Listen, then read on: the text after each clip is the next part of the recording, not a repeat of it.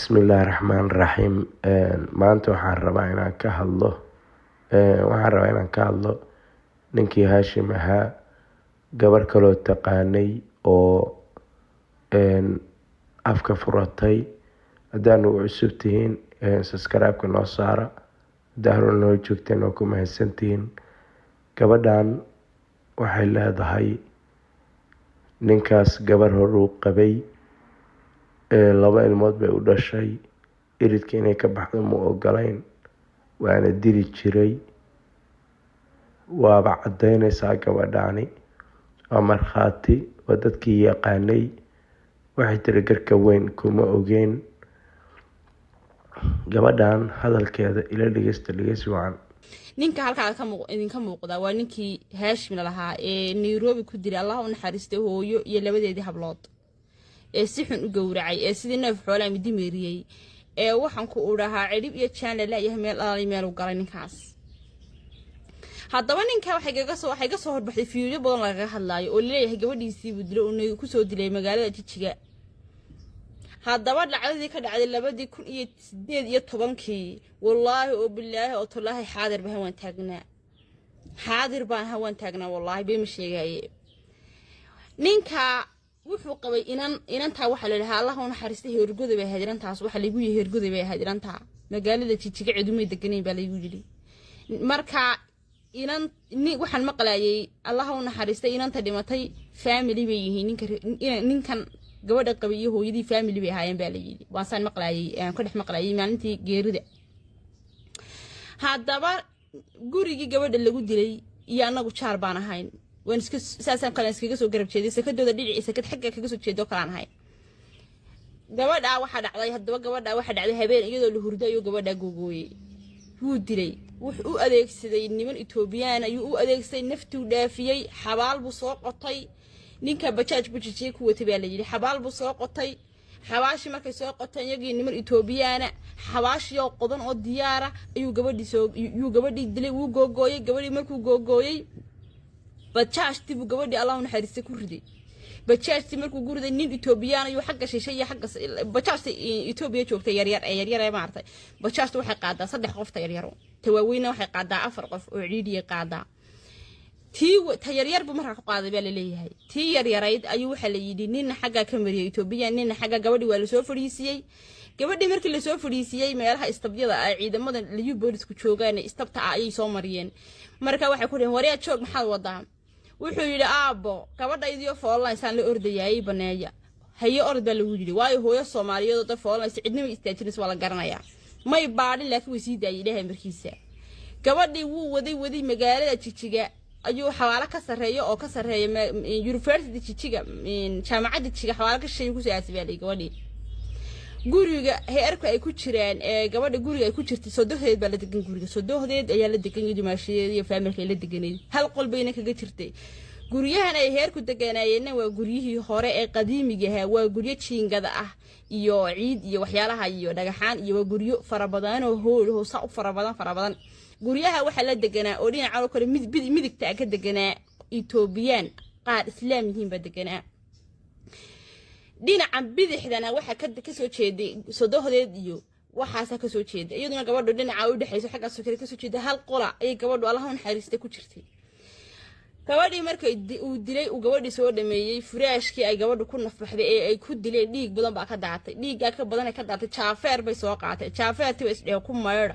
jaafeertii adigu markay ku maydeen qaybna nooc buu dhiigii noqday. adigu dhowr nooc buu dhiigii noqday. furash la maydhi karmaaye galkii furaashka waa laga dilaaciyay. furaashkii hoose ee softi wixii uu dhiig gaadhay way xoqeen. qaar bay googooyeen oo furaashka ay u horhoreenay u googooyeen. adigu dhiig ma qarsoomee xitaa gabadha shanteeda farood oo ay saa meesha ugu soo qabatay xitaa oo nafli caaradkii ay meesha ku rafatay gabadhu. dhiigii adigu calaa kulli xal dhiigii gabadha xoog furaashkii mayna uga maydhin, laakiin furaashkii qayb bay goosteen heerku. furaashkii guriga ay gabadha deganeen qol buu ahaa. Allah u naxariistay qolkii quful bay saareen. dusha waxa way albaabadii hore maanta dusha laga qufuli jiray, qufulkii laga saari jiray weeyaan guriga. quful bay dusha ka saareen. gabadhii waxay maqnayd muddo markay 2 cisho meelaha gabadhii guriga qufulku saarnaa. ana guriga waliga guuray quful la saaray. dadkii jaarka ku yiri oo gabadhii xagee aaday say ku dhahay malaha waxa aaday reerkoodii kabacdi reerkii saa markay u ahayd waa la shakiyay gurigii markii la shakiyay askartii baa la keenay goor duhura oo kowdii duhurnimo ahayd ayaa anoo madarasad ku socdo oo quraan ku socdo oo buug iyo kitaab sita oo in guriga gabadha lagu dili doono dabadeeda madarasad baa ah dhinacaas oo kale madarasad baa ka ah madarasadaasaan ku socday markaa anoo madarasada ku socdo kitaab sita walabada 2018 anoo madarasada ku socdo kitaab sita ayaa guriga soo maray guriga buu ka taagan yahay oo la wada tuman yahay maxaa dhacay baan ku wari gabadh baa lagu dili baa li guriga askartii baa baadhay askartii markay baadhay gurigii aniguna gurigii waan galay maan bixinba meel kale ma u dhaqan gurigii waan iska sii galay ka bacdi guriga inanta lagu dilay waan galay waa guri yar gabadha guriga sirri baa u taalay gurigii waan galay gurigii markaan galay gurigii gabadhii freshkii lagu dilay oo dhiigi ka muuqdo oo dhiiga iyo wixii baan arkay gurigii haddaba islaanta sodohdii waa la xidhay oo reerka dhan waa la xidhay oo jeel baa reerka lagu guray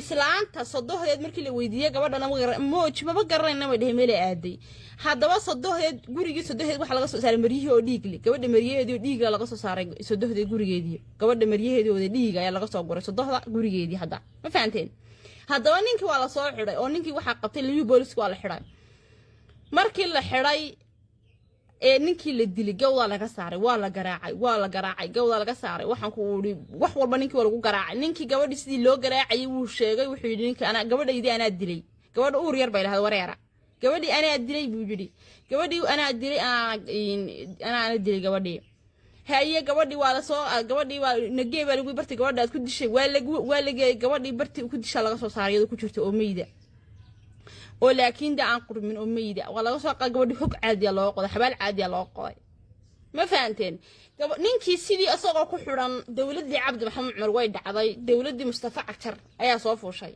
Mustafa Cumar ayaa soo fuushay marka ninkii dawladii wixii xinaa oo jeelka ama gacan ku dhiglaha ahaada ama wuxuu doonaha ahaadee waa la soo daayay oo fasax baa la jiri oo oota laga soo qaaday haddaba ninkii wuu soo raacay berigii wuu soo raacay dawladii Cabdi Maxamed Cumar ee dhacday markay dhacday dawladii Mustafa Cumar ee madaxweynaha imika jooga dawlad deegaanka ayuu soo raacay wuu soo raacay marka uu soo raacayna waa Nairobi meesha soo galay marka ninku waa gacan ku dhiigle gabadhiisii uur le buu dilay annaga cadaynayna wallaahi bilaa talaag jigjiga ayuu ku dilay gabadhiisii uur le oo uur yar la wareera ayuu ku dilay waana gacan ku dhiigle wallaahi inaanay baaniga ahayn bilaa gabadhan waxay leedahay Hashim lama dhihi jirin magacan Hashim dhaqane waa been iyo 24 sano jira sharciga 24 baa ugu qoran nin reer Gaarisa inuu yahay baa ugu qoran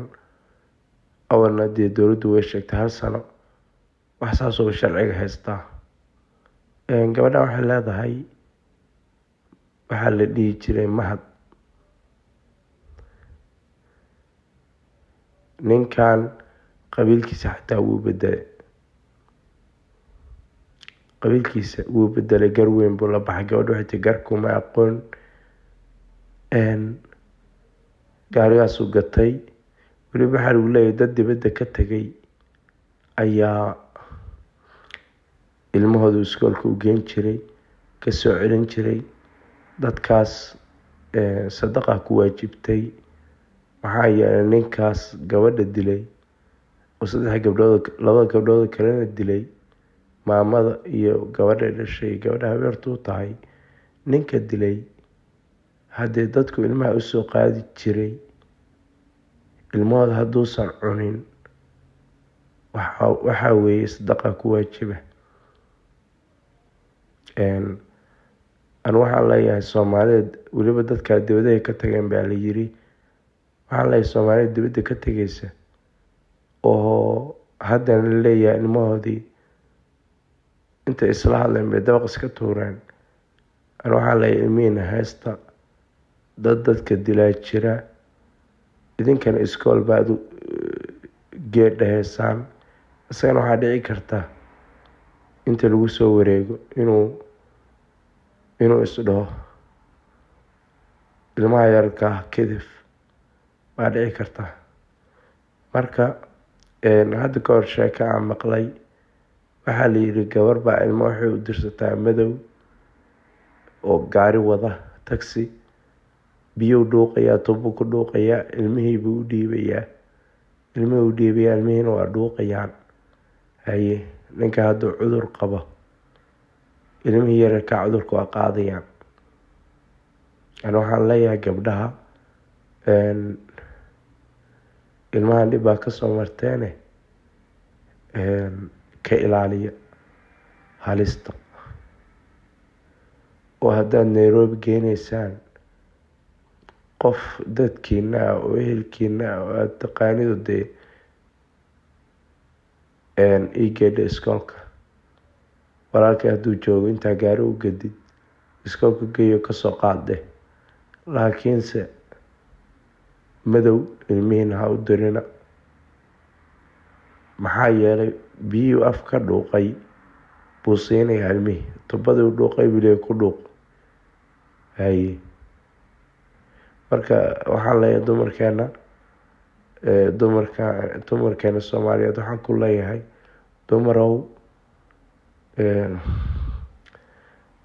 dumarka Soomaaliyeed waxaan ku leeyahay dumarow, meesha ka kaca, hurda iskaga jirtaan. oo waxay is leedihiin ilmihiina nin baa idin soo qaadaya, laakiinse khatar bay ku jiraan. intaas oo iga talo. ninka Hashim leeyahana magaciisa waa bedelay, da-diisana waa bedelay. hadda dowladdu waxay sheegaysaa inuusan Nairobi ka bixin oo la qarinayo. laakiinse waxaan leeyahay qofkii ninkaas dowladda la socodsiiya, anigu wallaahi waxaan aaminsanahay ilaahay ajar inuu siinayo. maxaa yeelay gabar muslimada ayuu gurigeedii ka qaaday, ilmo yaryaro hurdo isku diyaariyo qaaday. gabdhayna ma gabar weyn iyo gabar yar. ninna buu curadiisi dilay. gabadha yartaa oo gabadhay ku curatay, ninbuu gabadhiisi dilay. marka waxaan leeyahay ha qarina oo soo saara. qabiil yuusan ida qaadin, in adeernimo yuusan ku qaadin. ninkaas dadka laga qabto. nin dad cuna weeye. dhaqankiisa markaan aragnay, dadkii inuu dilo waxba lama aha. saasaan idinkula talinaya. daawashadiina waa ku mahadsantihiin. wasalaamu calaykum waraxmatullaahi wabarakaatuh.